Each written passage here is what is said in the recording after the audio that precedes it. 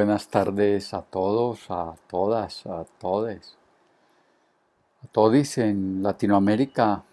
Gracias a Roberto Nacimbera por esta invitación para seguirnos pensando en América Latina desde distintas regiones del pensamiento, desde distintas regiones de nuestras culturas, desde distintas atalayas lingüísticas.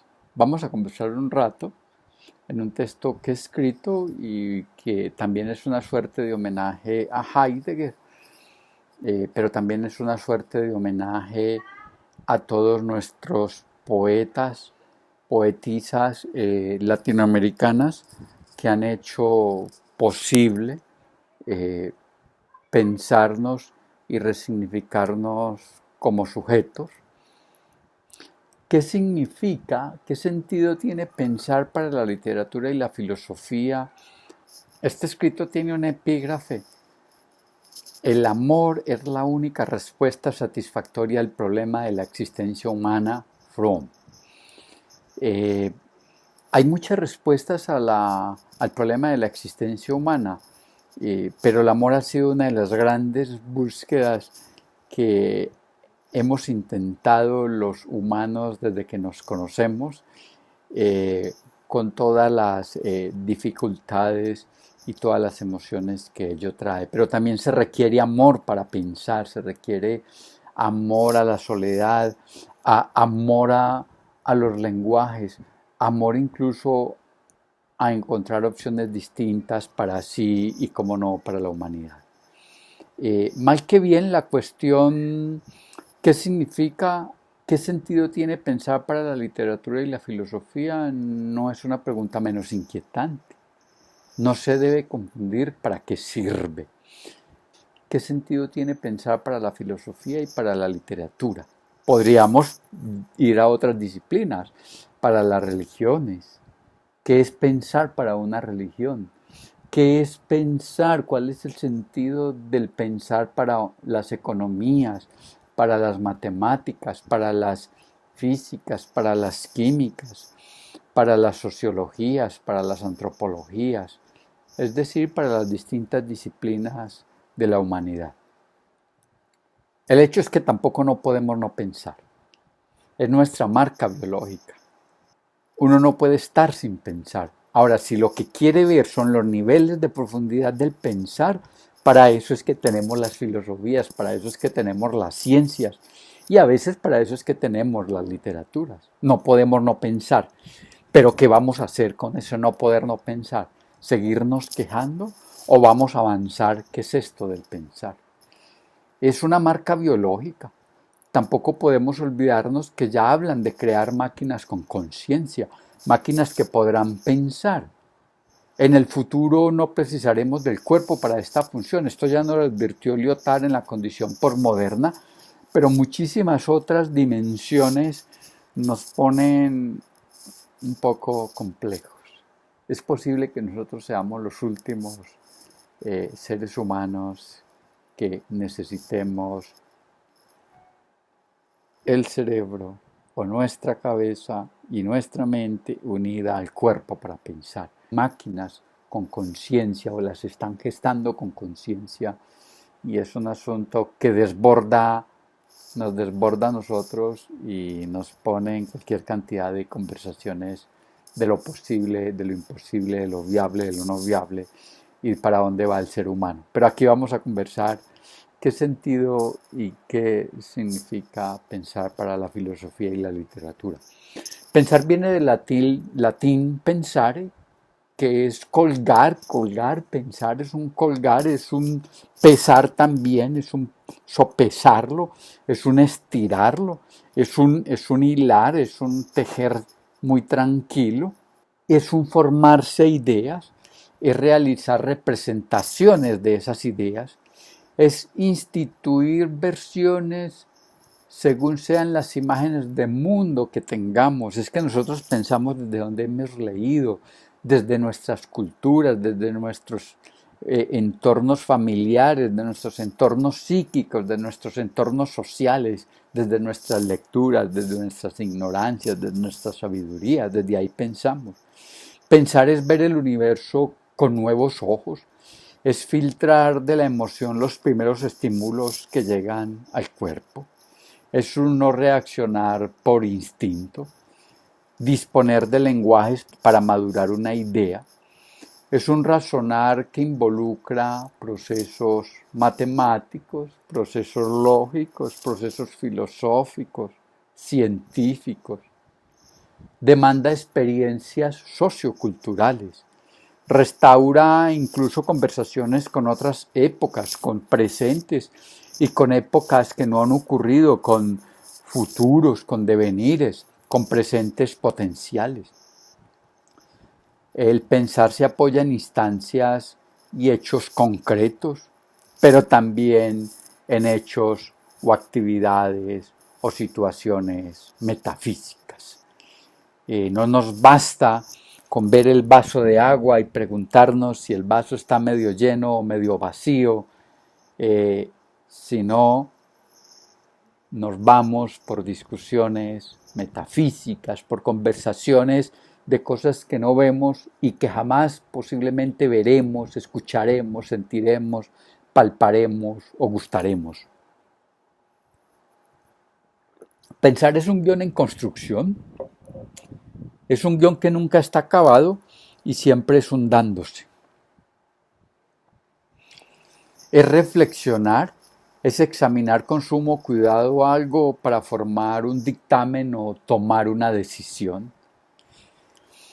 Es el proceso psíquico que ocurre en el tiempo, involucra el pensante y al objeto o elemento pensado. Pensar es la principal condición del hombre. Se materializa con los lenguajes, con el habla, la escritura, lo gestual, lo simbólico. Es decir, no se puede descubrir lo que otra persona piensa, sino se acude a los lenguajes para manifestarlo. Entonces salta lo evidente. El pensamiento es lenguaje y no puede ser de otra manera. Pensar es una metáfora que huye. Nosotros cuando creemos haber encontrado la respuesta se nos corre, se nos va un poco más allá, es una cosa muy sorprendente. Cuando creemos que algo es una mentira y empezamos a profundizar, nos damos cuenta que no era una mentira, que había algo de verdad ahí. Es esa metáfora que huye con sus verdades, con sus mentiras, con sus ficciones. Pensar es un transitar entre doxas, sofares y epistemes. Las doxas son las opiniones, es lo que yo quiera manifestar sobre algo, sabiendo o no sabiendo, simplemente o profundamente por mis construcciones lingüísticas. Por eso cuando hay un partido de fútbol yo puedo sugerir cuál es la alineación perfecta, cuál es el portero que debieron de haber colocado, el delantero, el defensa. Yo hago de árbitro, yo hago de técnico, yo hago de aficionado, yo hago de todo, yo hago de presidente, yo hago de diablo, yo hago de demonio, yo hago de ángel, yo hago de Dios. En la doxa todo es posible. En los sofares ya el asunto pasa por las preguntas que estamos instaurando, por las preguntas que estamos colocando, por el lugar de esa duda constante, incluso dudar de lo que se duda, la duda metódica cartesiana o la superduda, el no quedar satisfechos con las respuestas que emergen. Y las epistemes que tienen que ver con todo el juego de las ciencias, con todo el juego de las teorías que rodean a esas ciencias y teorías que se van movilizando, pero las epistemes nos permiten a nosotros enunciarnos el mundo o los mundos con unos conciertos lingüísticos que nos lo describen en sus pasados, en sus presentes y en sus futuros. Los sofares también tienen unas constelaciones lingüísticas que nos hacen recrear el mundo desde otras épocas hasta épocas presentes y épocas que van a devenir y épocas que no existen. De ahí entonces que nosotros cuando pensamos acudimos a las doxas, a las filosofías y a las epistemes. El pensar ya no como mero hecho biológico, sino como un producto cultural, es una acción profunda del ser humano que requiere humildad, paciencia, tiempo, silencios, rupturas e insatisfacciones. Los pasos son razonar, discernir, sopesar y adoptar criterios. Virtudes más complejas de llegar. Ahí sí entonces no es una acción biológica.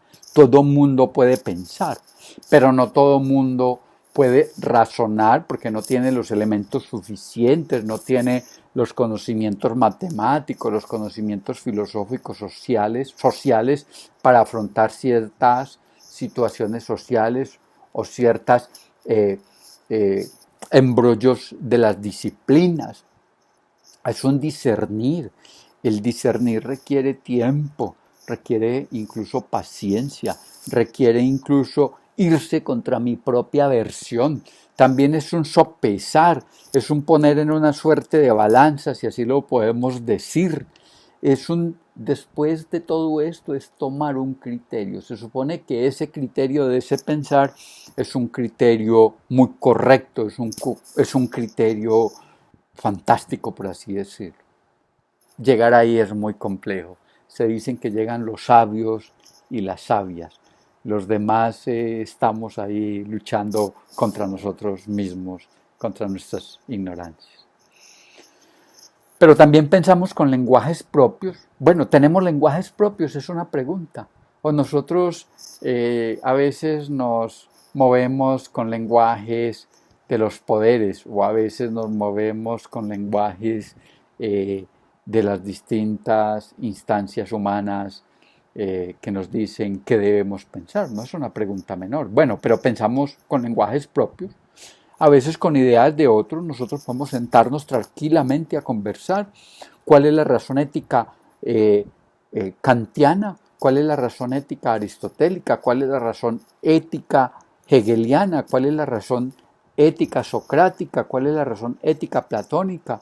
¿Y cuál es la razón ética de cualquier pensador como Nietzsche? Y transversalizar entre todos ellos o ponernos en oposiciones. Y podemos buscar una idea política y pensar y avanzar sobre esa idea, o una idea religiosa. Pero también hay una condición muy especial del pensar, y es que somos los únicos hasta hoy que sabemos que podemos pensar contra nuestro cerebro, contra las lógicas que nosotros organizamos. Al otro día podemos decir tranquilamente: qué barbaridad lo que dijimos, qué barbaridad lo que pensamos. Somos los únicos que escribimos un libro y después decimos que ese libro era todo un mar de errores. Somos los únicos que hacemos unas conferencias como estas y después nos arrepentimos de haberlas hecho, porque nos damos cuenta que cometimos errores y eran productos de nuestro cerebro, y somos capaces de poner en tensión los productos de nuestro cerebro. Eso es una maravilla pensar. Cuando esto último sucede, estamos llegando al abismo, a ese abismo nos asomamos allá de una manera increíble, a ese lugar de lo inédito. Y de ahí transitamos a algunos lugares posibles del innovar, del recrear y del crear. Y del crear, claro que sí. Al juzgar por las apariencias, pensar es burlarse también de la tranquilidad. Y esta es una versión muy literaria, es una versión para reírnos también, porque entonces pensar es caer en la peor de las dictaduras en la que ha incurrido uno de los integrantes del reino animal. Nosotros tenemos un gato, tenemos unos perros y uno no los ve pensando, al menos todavía no estamos seguros que lo hagan, o una serpiente o una mariposa. Pero nosotros sí, nosotros a veces se nos pasan las noches, y ustedes que están escuchando esta conferencia, a veces nos pasan horas pensando un problema y no podemos dormir. Pensando contra lo que hemos pensado. Y en ese orden entonces es una suerte de maldición, una suerte de castigo, porque no podemos no pensar. Y ese castigo o ese sufrimiento lo sufre una niña, lo sufre un niño desde que toma conciencia hasta el más avanzado sujeto en edades de 115 o 110 años o 100 o 200 años, dentro de 30 o 40 años, siempre va a pensar, siempre va a tener esas condiciones del pensar. En ese orden, pensar podría ser una traición o un deseo casi que incontrolado e incontrolable. Versión literaria, ¿no? Y esta es una pregunta muy interesante.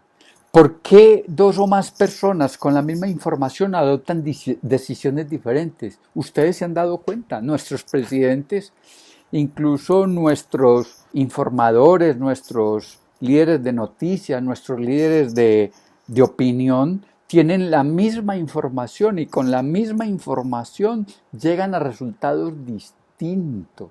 A veces sucede, no porque ellos no tengan el resultado final y plenamente convincente de que hay que adoptar este camino.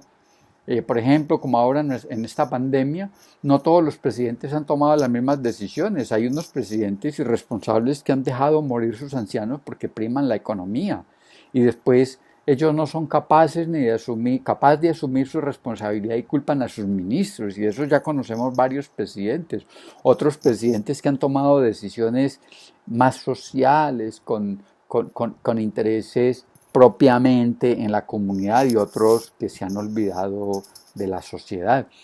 Y la Organización Mundial de la Salud ha dado criterios para que nosotros nos cuidemos, han dicho no sé qué, que nos pongamos ciertos productos y hay seres humanos que no lo hacen. Y saben que se pueden incluso contagiar y que pueden adquirir la enfermedad y no les interesa. Entonces, ¿por qué ocurre eso? Ocurre porque en ese serio razonar o en ese razonar aparecen unos intereses transpersonales, van más allá del sujeto, transpolíticos, van más allá de la política. Muchos presidentes hoy no están tomando decisiones por la pandemia, están tomando decisiones es porque quieren ser reelegidos y frente a eso acometen grandes locuras o grandes aciertos, pero se arriesgan porque, o no se arriesgan, simplemente no porque sea el problema de resolver en la sociedad, sino porque quieren reelegirse, quieren que su partido mantenga en el poder, son problemas transpolíticos.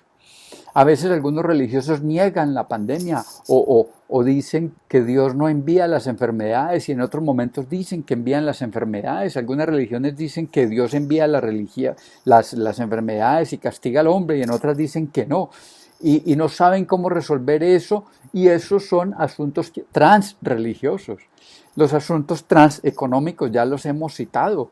Algunas empresas toman la decisión de echar a la mayoría de sus empleados, otras no, otras dicen no, los vamos a conservar, no. El dinero se consigue, pero los seres humanos no.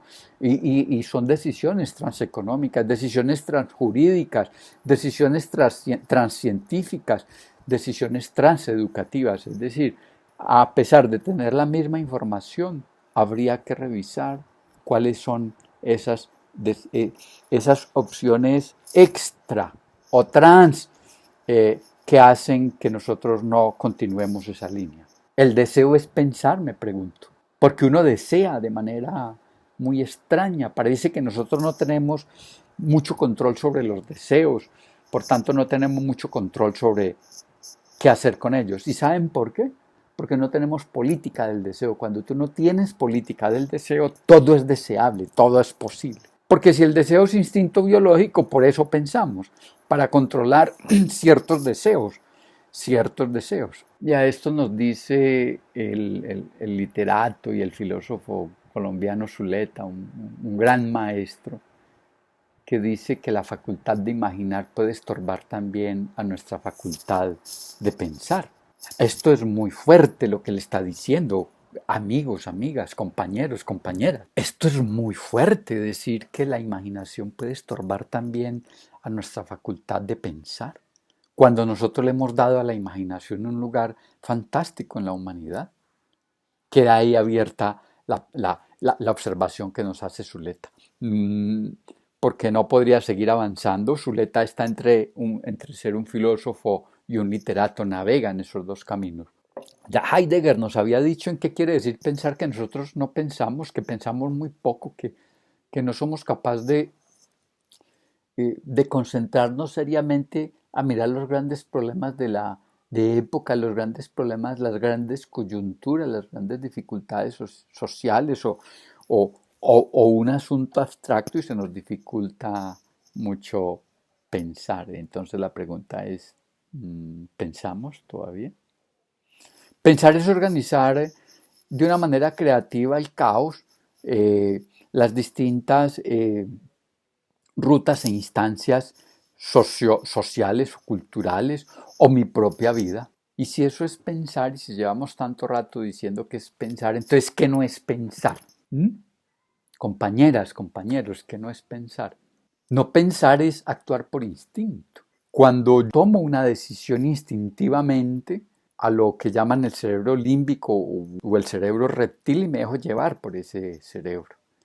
Y después me atengo a las distintas consecuencias cuando emito un concepto de manera abierta, sin tener suficientes elementos, y después se caen todas mis verdades, porque yo sé que no tengo ese suficiente conocimiento. No pensar es reaccionar a favor o en contra frente a una apuesta política, simplemente porque es opositor, o porque no nos gusta el color, o no nos gusta cómo viste ese personaje. O una apuesta religiosa, o una apuesta económica.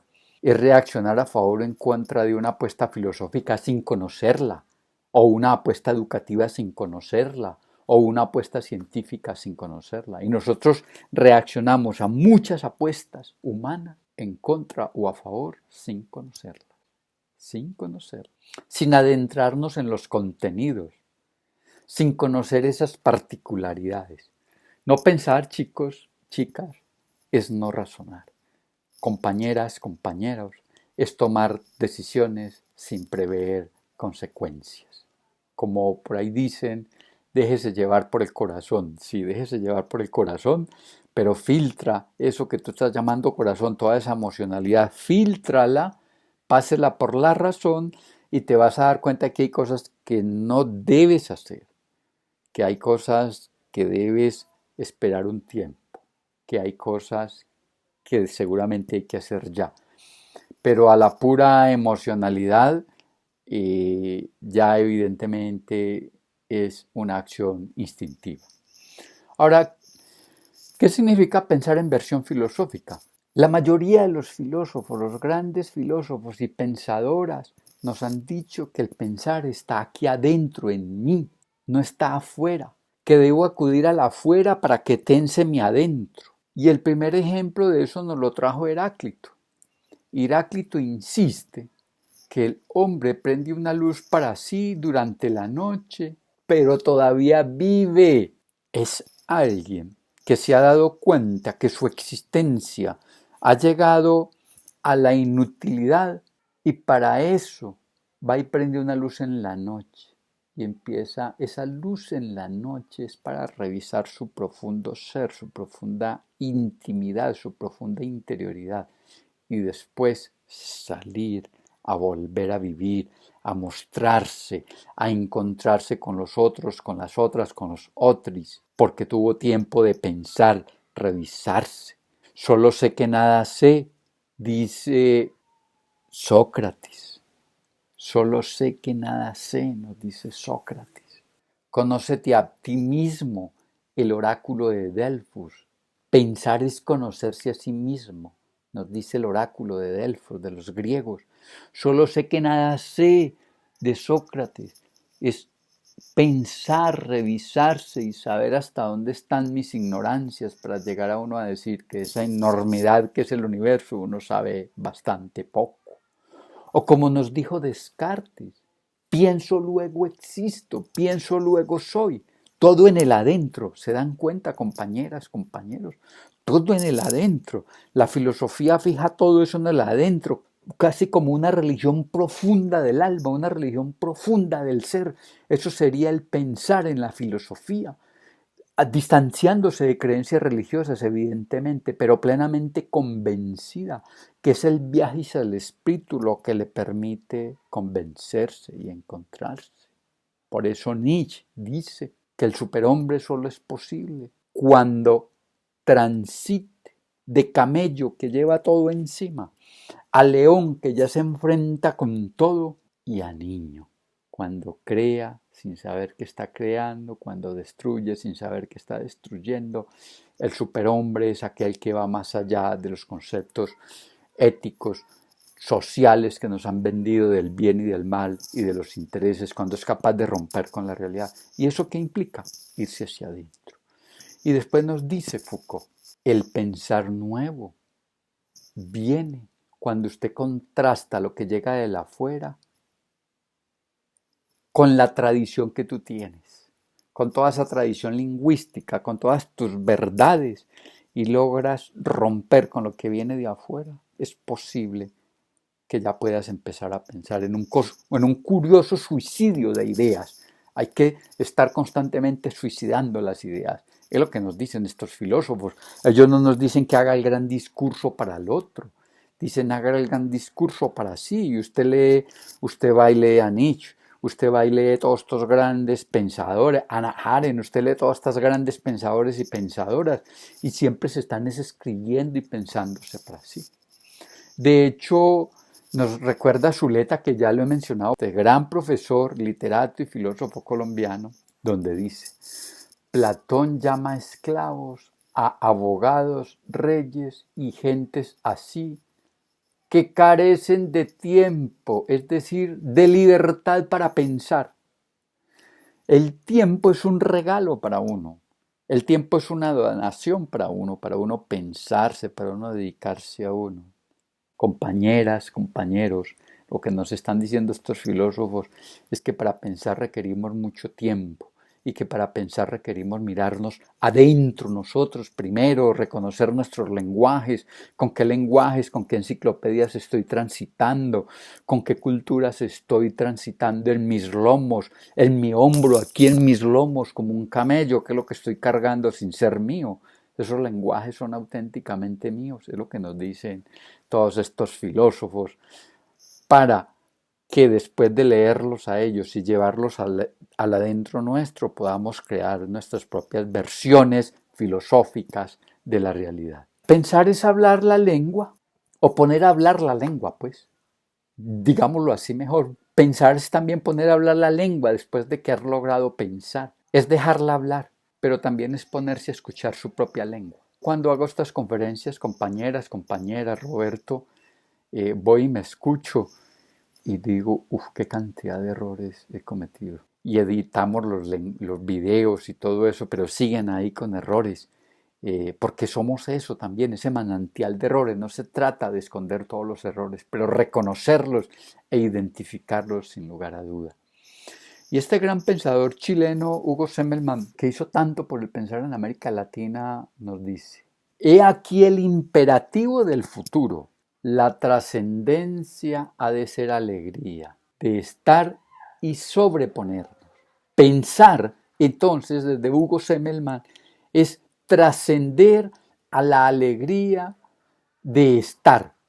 No es ser felices porque tengo que ser un tipo o una niña feliz, no. Es la alegría de estar, de vivir y sobreponernos. Alegría antes que trascendencia, sugiere él, pero sobre todo la voluntad de ser, el hombre como esperanza.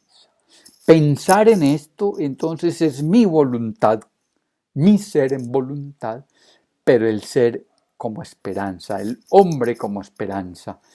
El hombre que, a pesar de todo lo difícil que existe en el mundo, de todas las complejidades, seamos esperanza. Pensar es correr tras la inseguridad, nos dice este gran pensador Cioran, es ir tras la inseguridad. Es pegarse de naderías grandiosas, pensar es pegarse a veces de cosas pequeñitas, no sé si a ustedes les ha pasado, con toda seguridad que sí, compañeras, compañeros, les digo eso porque somos todos compañeras, ustedes estarán pensando cosas más importantes de lo que yo estoy diciendo, pero es desgarrarnos en esas pequeñas cositas, eso es una maravilla.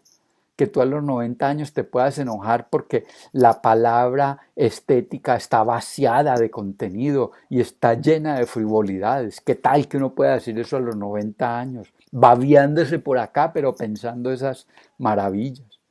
Que la palabra ética está llena hoy. Hoy la palabra ética está llena de sinvergüenzadas y está llena de estructuras literarias, de leyes y de normas, pero está vaciadas de realidad, vaciadas de contenido. Que eso lo podamos decir a los 90 años. ¡Qué maravilla! Podemos decir entonces que sí podemos pensar. Es encerrarse en abstracciones con ansia, incluso si lo quieren, pues de mártir, de mártir. Bueno, yo no estoy diciendo que hay que flagelarse, no. Y bueno, flagelémonos con palabras, pero a veces hay que hacerlo si queremos pensar. El pensador está por definición ávido de tormento, atormentarse lingüísticamente. Ya le dije que no se azoten como algunas religiones o que no nos azotemos, pero bueno, a veces hay que sentir el dolor, es que no queremos sentir el dolor. Y Kant nos dijo, cuando abordó el racionalismo, que los tres principios son: uno, pensar por sí mismo; dos, pensar en lugar de otro; y tres, ser consecuente. Esto es una maravilla. Pero claro, esto lo piensa un hombre como Kant. Y ya saben ustedes qué es eso de pensar por sí mismo. Previamente pregunté, ¿pensamos por nosotros mismos? ¿Nuestros lenguajes nos permiten decir que pensamos por nosotros mismos?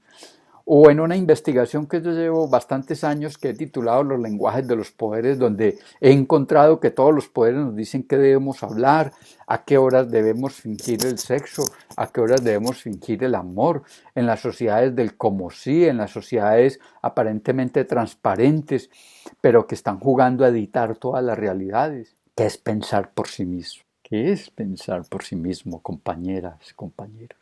Es un desbordarse, un no bastarse con lo que sabe, un poner en duda esto que estamos acabando de decir, que estamos acabando de nombrar, y un saber que no vas a llegar a un saber definitivo, a un conocer definitivo, pero que al menos vas a poner en tensión qué es esto de política, qué es esto de educación, qué es esto que tanto luchamos las humanidades hoy, diciendo que no queremos a los otros, que no queremos las multitudes. ¿Qué es eso? ¿Es pensar por sí mismo o son lenguajes que nos están vendiendo?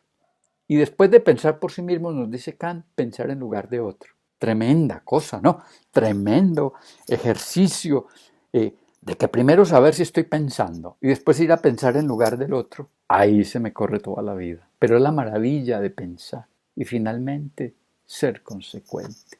Es una maravilla pensar, es una maravilla pensar, es una maravilla, tenemos que verlo así, es una maravilla pensar. Sentarse en un barranco, en un ladrillo, en una silla, solo a pensar, sola a pensar. Y después ir a compartirlo, no sé, con quien uno quiera compartirlo. O no compartirlo, simplemente quedarse con ahí. Porque dijimos que no era siempre razón de utilidad. Pensar significa traspasar, estar en una conciencia anticipadora, sabiendo que todo lo real tiene un horizonte, pero lo irreal y lo metafísico sí que tiene horizontes, sí que los tiene. Pensar es la tarea de recuperar el silencio como momento de reflexión prediscursivo y discursivo.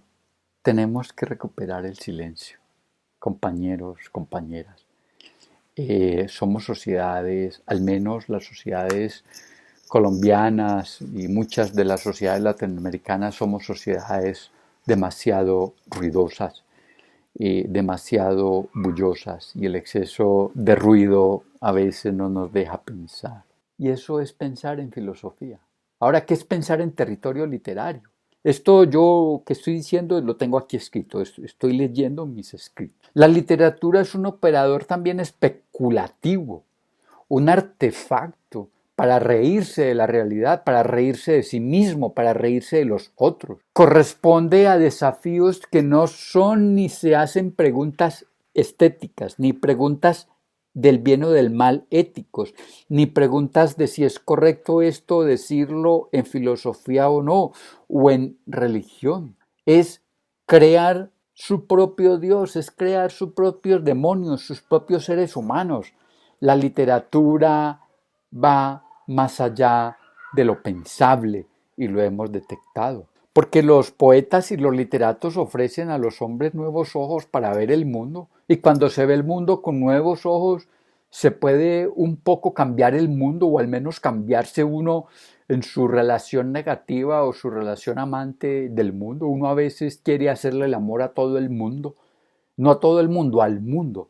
Y otras veces uno le da fastidio imaginarse que puede hacer el amor con el mundo. ¿Y por qué digo hacer el amor? Porque hay que pasar del ídolo al amor. Cuando yo tengo ídolos, no los cuestiono. Cuando tengo amores, sí, yo con el amor peleo, con el amor fantaseo, con el amor discuto, con el amor puedo ser infiel, pero no con el ídolo. Pasar a amores y no a idolatrías. Y han sido muy trabajadas en todos los lugares. Pensar para la literatura es auscultar unas realidades insospechadas y desbordar cualquier lógica.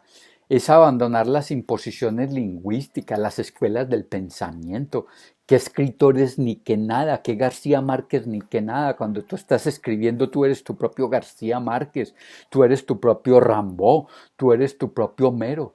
A joder con la vida cuando tú estás escribiendo. Es recrear de manera particular situaciones pasadas, presentes o figurarse un devenir.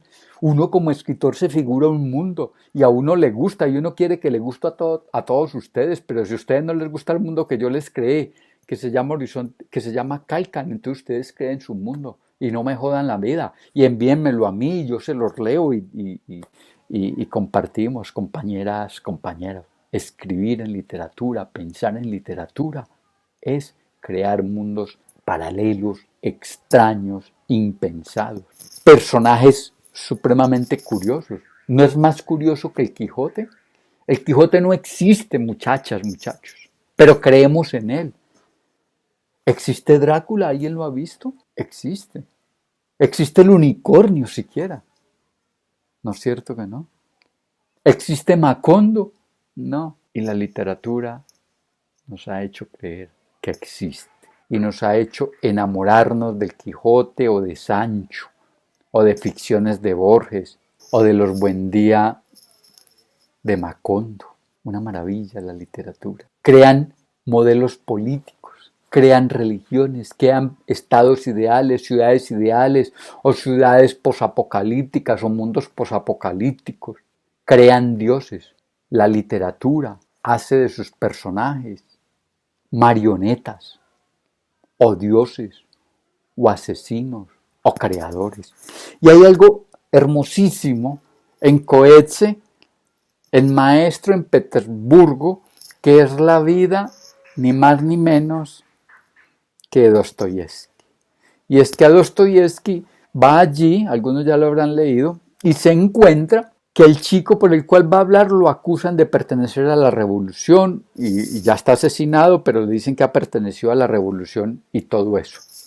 Y a la persona que lo está investigando, Dostoyevsky le dice: lo que usted acaba de leer por el joven que yo vengo me muestra que usted es muy mal lector.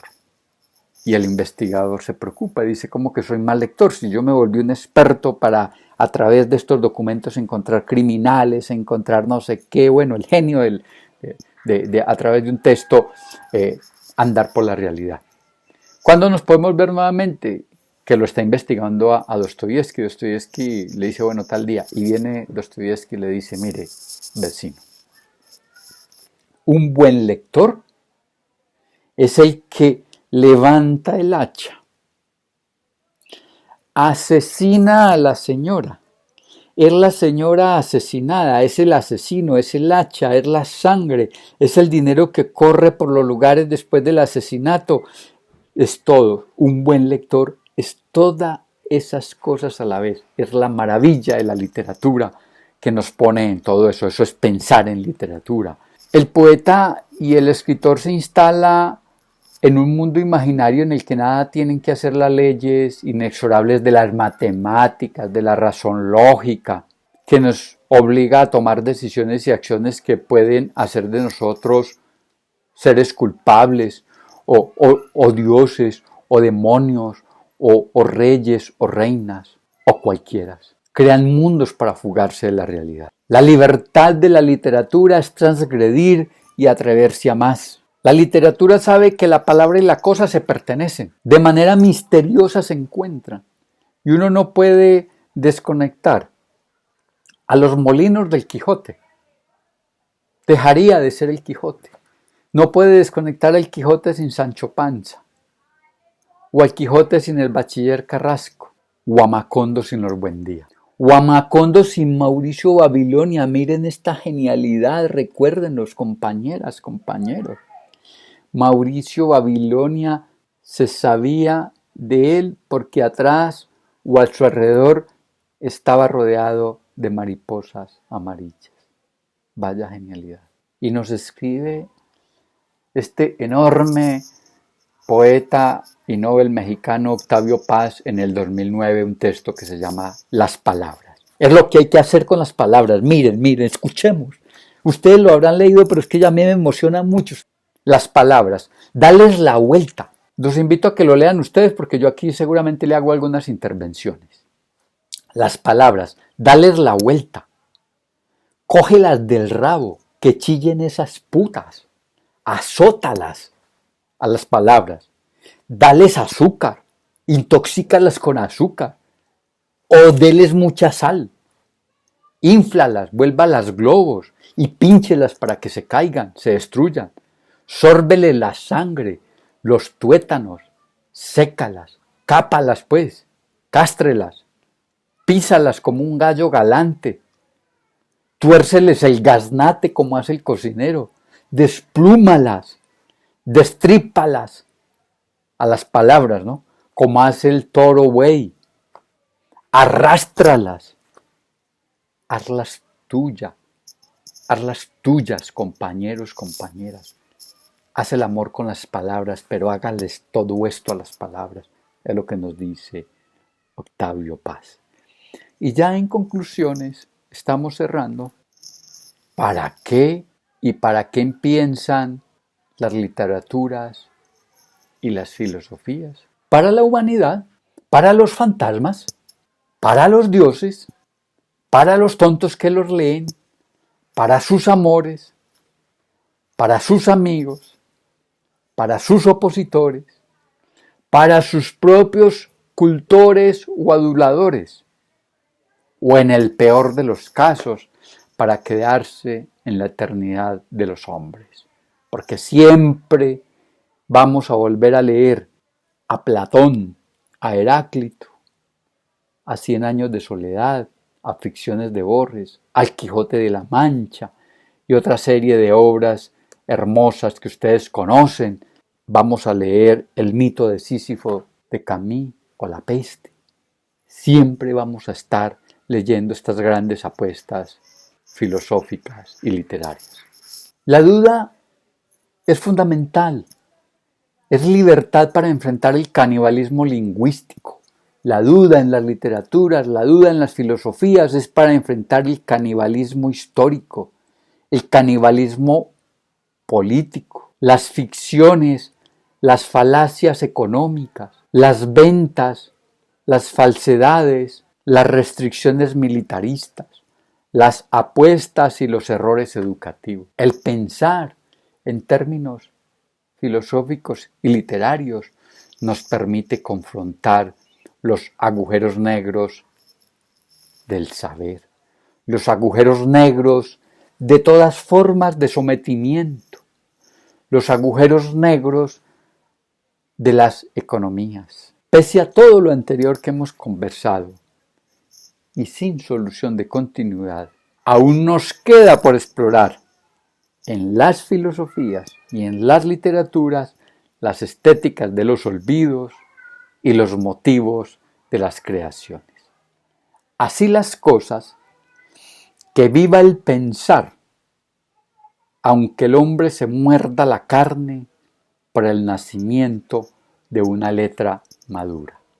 Y cierro con un epígrafe para contestarle o responderle o hacer conexión con Fromm. O le falta amor al entendimiento, o le falta entendimiento al amor para entender que pensar en territorios literarios y filosóficos es una maravilla, es un encuentro con todas las pasiones, es un encuentro con todas las razones, es un viaje al laberinto de la humanidad, es un viaje al Hades, es un encuentro en los Avernos, es de por sí un soñarnos y restaurarnos en condiciones que la humanidad para nunca jamás pueda dejar de pensar. Un abrazo a todas y a todas, compañeros, compañeras. Muchas gracias, Roberto, por invitarme a esta conferencia.